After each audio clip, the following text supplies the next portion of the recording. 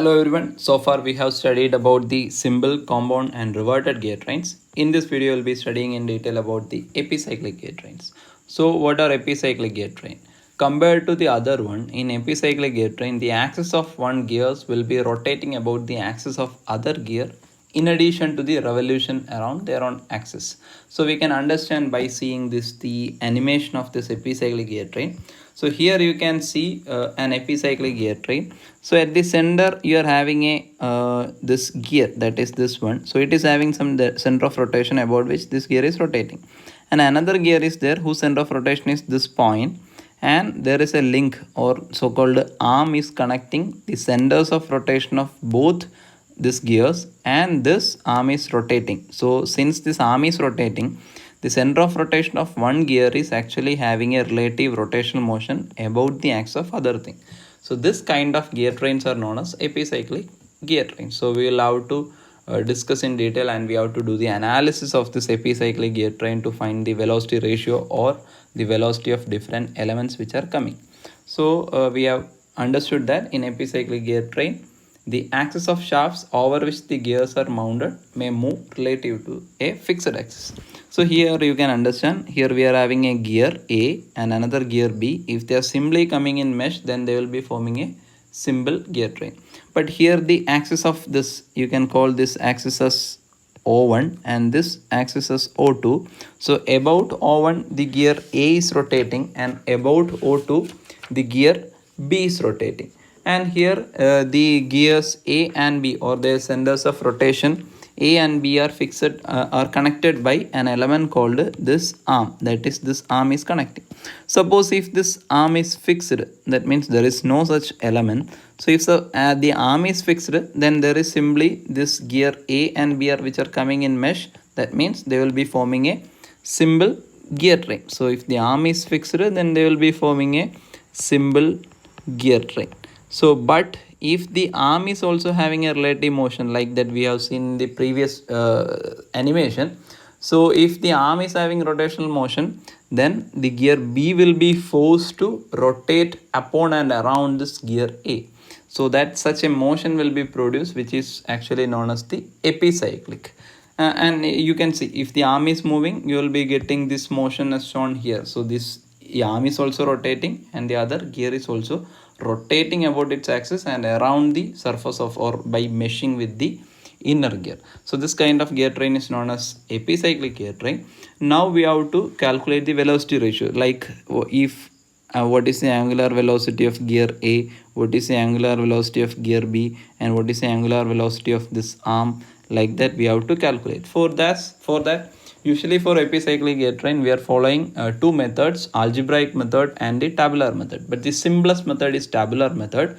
So here we will be discussing the tabular method for the analysis of epicyclic gear trains to find the velocity of different components or velocity ratio. The tabular column which we are going to discuss will be looking like this. So this is this tabular column that we are using, and here on the right side you can see a simple epicyclic gear train where gear A is coming here, and it is having a meshing with this gear B, and their centers of rotation are connected by the third element, which is known as arm.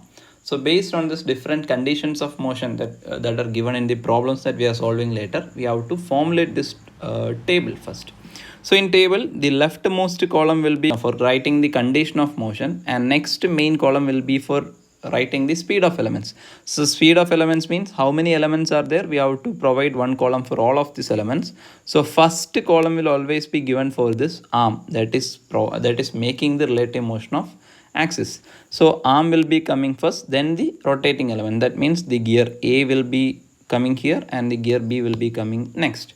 So here we have to write the condition of motion. First we will be assuming that this arm is fixed, then the gear A will be rotating clockwise, and by meshing with this gear A, B will be rotating anti-clockwise, such that there is a simple gear train is formed. So first condition of motion is arm fixed, and the gear A will be rotating at 1 rpm. So we will be giving 1 rpm in clockwise.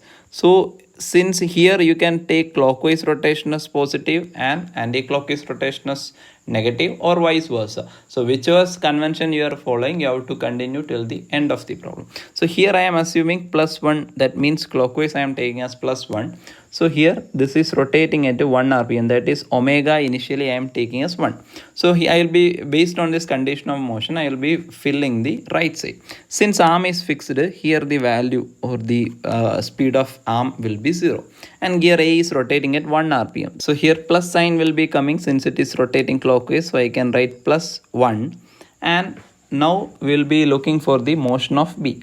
So whenever gear A is rotating clockwise, gear B will be rotating anti-clockwise.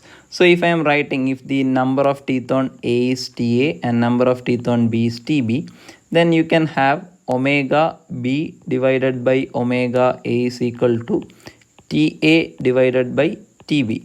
Or you can write omega B as TA divided by TB into omega A. So here initially I have taken the value of omega as 1 rpm. Here I am assigning only the magnitudes. And you are knowing whenever gear A is rotating, gear B will be rotating anti-clockwise. Since the motion is anti-clockwise, I can give the sign which is minus, and now I will be writing the magnitude.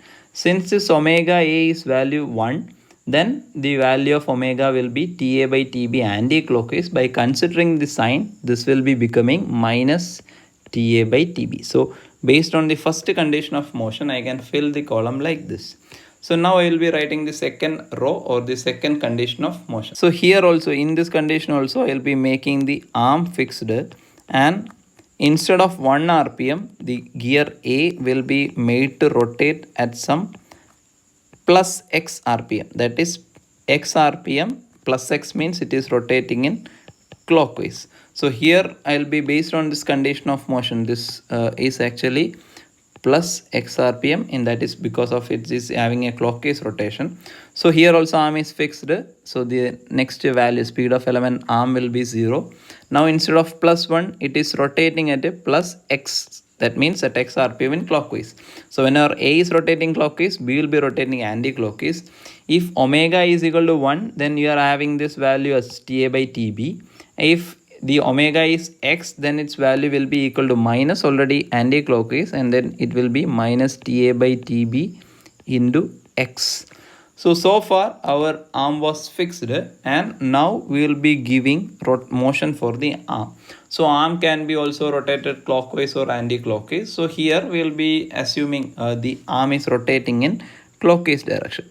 So here arm rotates at y rpm, another variable you are using, y rpm in clockwise. So here clockwise, so since it is clockwise rotation is given, this should be plus y we should take. So far arm speed was 0. Now this is rotating at y rpm, means this will be actually plus y. Now what we are doing is, actually since the arm is rotating, that speed of arm will be given, we have to give for all the elements. So now we have to add this y, or as the speed the arm is rotating, the speed of gear A will be becoming plus x was already there, and plus x, now we have to add this plus y. And finally the speed will be becoming already minus TA by TB into x was the speed of gear B. Now we have to add y. So this is the final condition of motion. We have to rewrite this table. So final condition of motion is, or final speed of elements is, this is plus y or simply y, and this is x plus y, and finally this will be equal to y minus TA divided by TB into x. So this table or these conditions will be used for solving problems. So here x and y are the two variables. For solving those two variables, we will be requiring two boundary conditions, and in such problems that we are going to discuss, we may be solving this kind of problems in the next video.